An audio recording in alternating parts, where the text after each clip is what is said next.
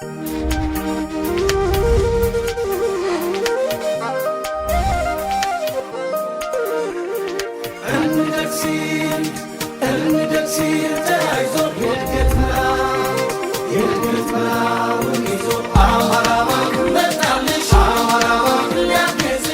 ሀብታም ጸጋ ይባላል። ያው የምሰራው ስራ እንደምታዩት የልጆች ልብስና ጫማ ነው።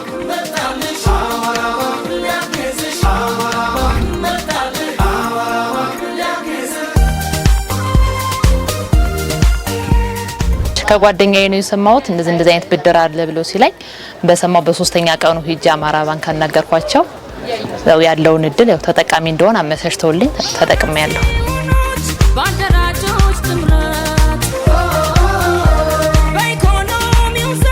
ብድሩን ሂጄ ስጠይቅ መጀመሪያው ፌዝ ላይ 24000 መጀመሪያው ፌዝ ጫማና ያሟላሁባት፣ ሁለተኛው ፌዝ ላይ ደግሞ ልዩነቷን ባገኘሁባት የትራንስፖርት ኮስት አድርጊያታለሁ። ሶስተኛው ላይ ደግሞ የጎደለኝ የልጆች ልብስ ነበር፣ የልጆች ልብስ አሟልቻለሁ። በወቅቱ ደርሶልኛል፣ ደስተኛ ነኝ። አምጥቼ እየተጠቀምኩበት እገኛለሁ።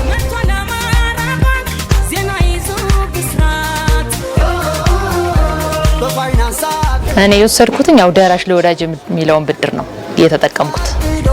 ህዝብን ከድህነት የርገት መላቀያሽ ለኛ ለሁላችን ብድር ላይ ሂጄ የተጠቀምኩት በሶስት ፌዝ ነው።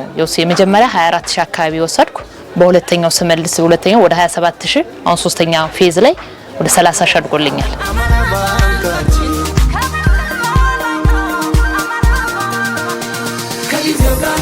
ሌሎች ጋር ጥያቄ አቅርቤ ነበረ አሉ ተብሎ ግን በምንሄድበት ሰዓት ላይ ማስያዣ ይጠይቃሉ።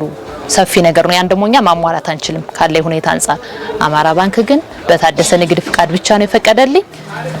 ደስ ብሎኛል።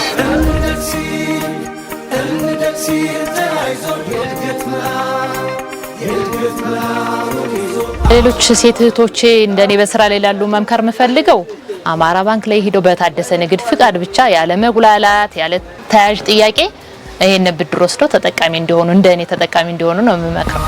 አማራ ባንክ ከባንክ ባሻገር